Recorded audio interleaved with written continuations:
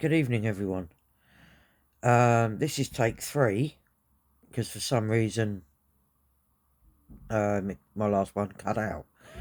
Aren't you lucky? 2 videos in a day. Now, today's gone to the dogs massively. It's all been a nightmare. Nothing's gone right,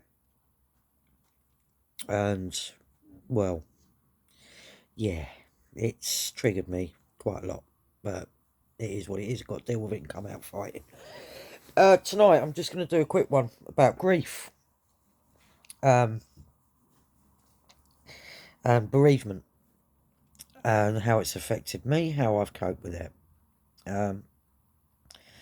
47 years on this planet,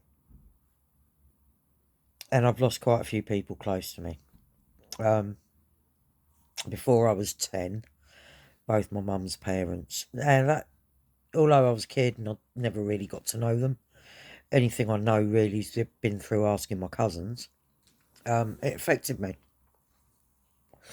Because of my young age, I wasn't allowed to go to either funeral, and it doesn't feel like I've got a chance to say goodbye. And to this day, that still rankles a little bit. 17, firstly, a very close friend from school, very suddenly, and it just blew me away. I still see her mum around, and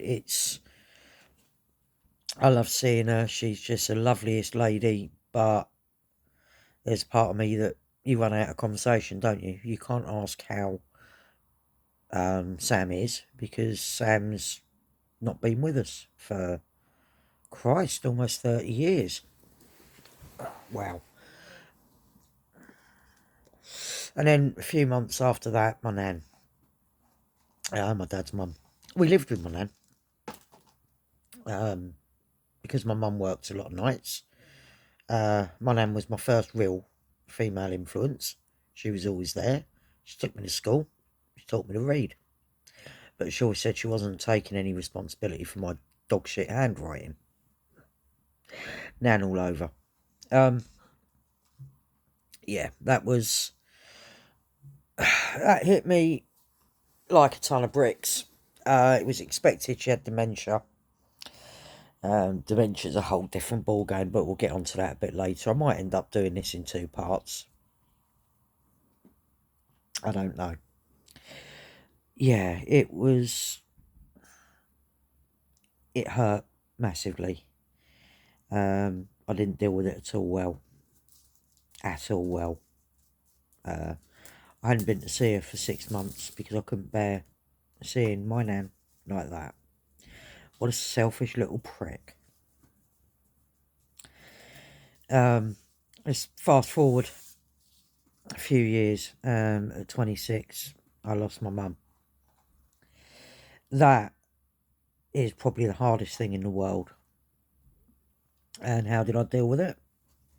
I found a bottle of brandy and I jumped straight into it. And I found other substances and I jumped into those. And I ended up having a breakdown and I ended up being sectioned for 48 hours. And I didn't stop. I didn't stop drinking for, God, too many years. So I didn't grieve properly. It was only when I started drying out and I stopped drinking that I think I did start to grieve. And me and my mum didn't always see eye to eye. Well, actually, that's an understatement.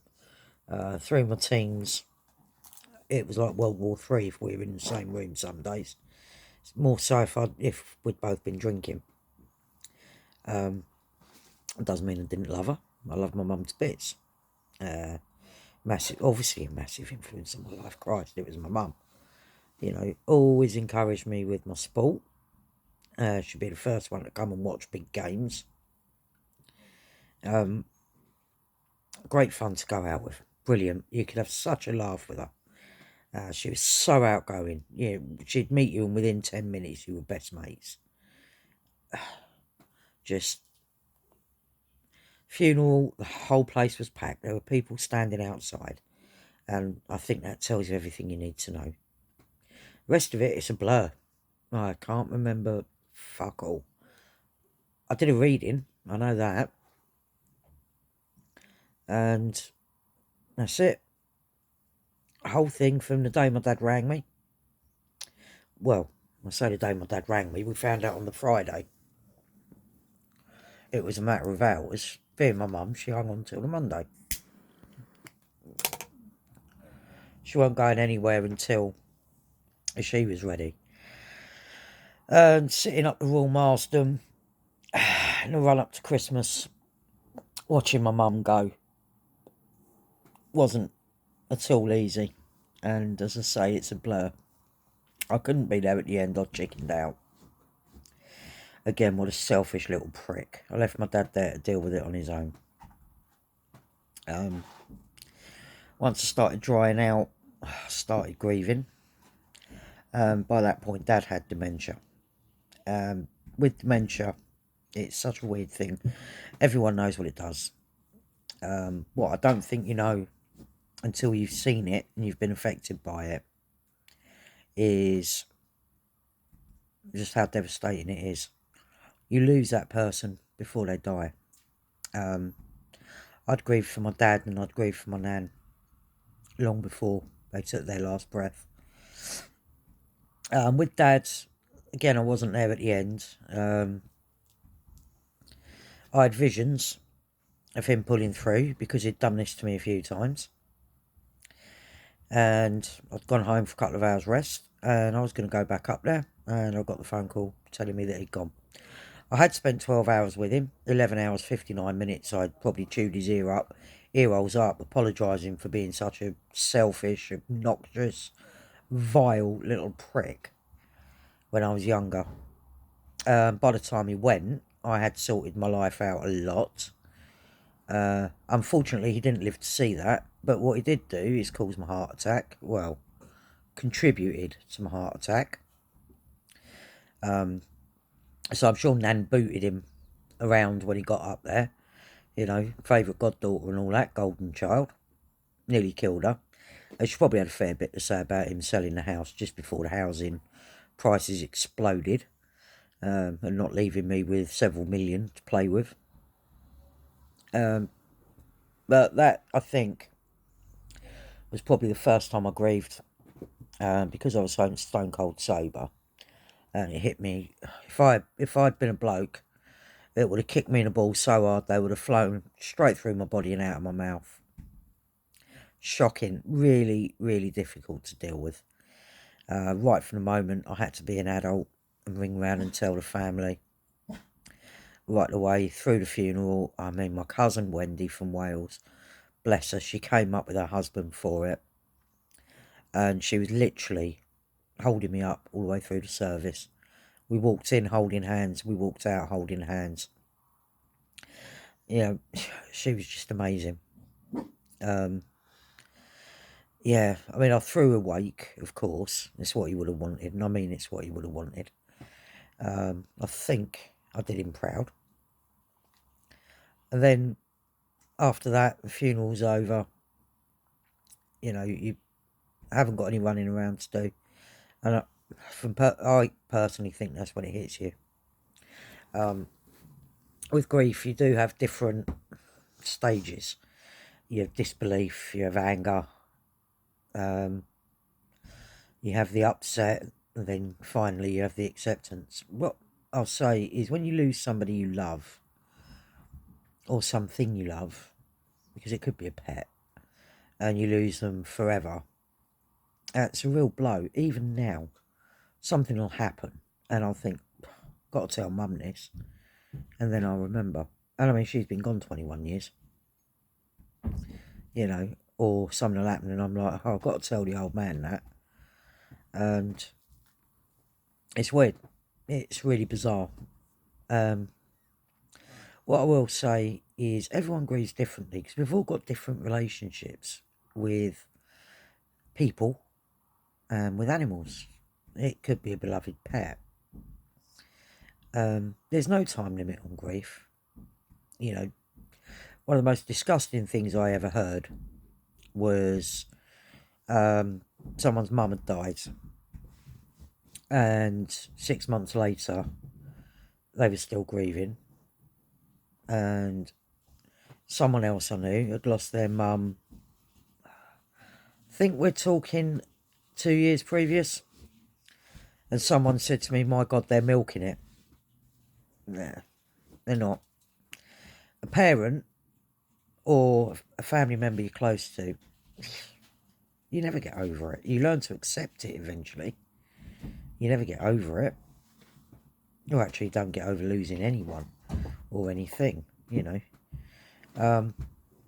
What I'll say, I think is possibly the most important thing to do is reach out, talk to people. You know, one of something, I mean, to me, anniversaries and things like that, they're very difficult. Christmas is a difficult time of year for me because Mum died on the 17th of December. What I find helps is focusing on the really, really good memories. So often, you know, a friend of my parents or one of my cousins, or when they were alive, my aunts, have told me a funny story. And that really helps because, you know, it's nice to know other people remember them as well and other people care. So reaching out's important, talking to people, sharing the memories, even sharing your grief. It's bereavement counselling can work for a lot of people. It's not something I ever tried, if I'm honest. Me and talking therapies are not going to ever be friends. How I'm going to cope with DBT, if I get it, I do not know. But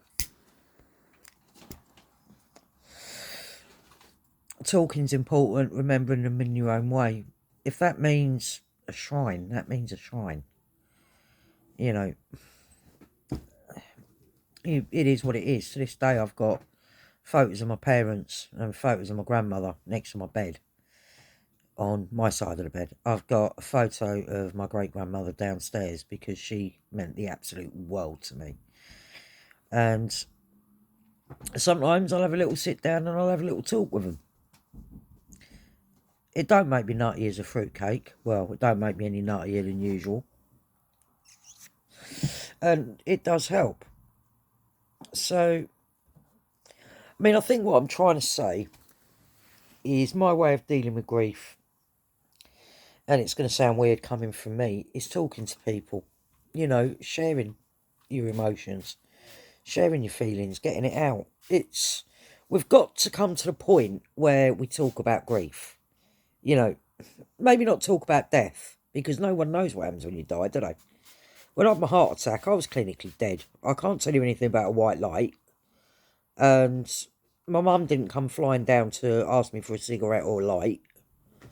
My dad didn't turn up moaning at me. So, but I think talking about grief is important, and I think sharing grief is important because we all lose someone we love eventually, and there's no time limit on it. We all grieve differently, and we all feel the stages of grief in a different order. So, reach out and talk to people, guys. It's the most important thing, you know.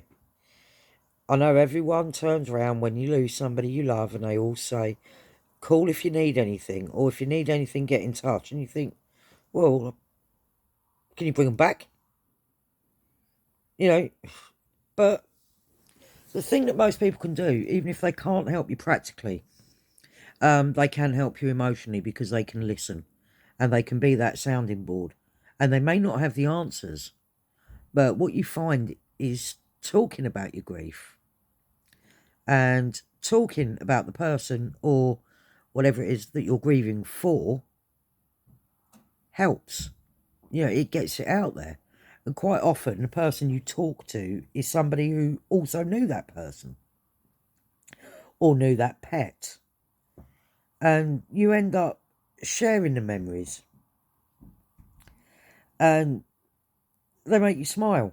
And suddenly, it gets not easier, but, you know, it just eases it for a minute or two, and you realise, like I say, that somebody else loved them. And that's the important bit, isn't it? So if you're grieving, reach out to whomever, friend,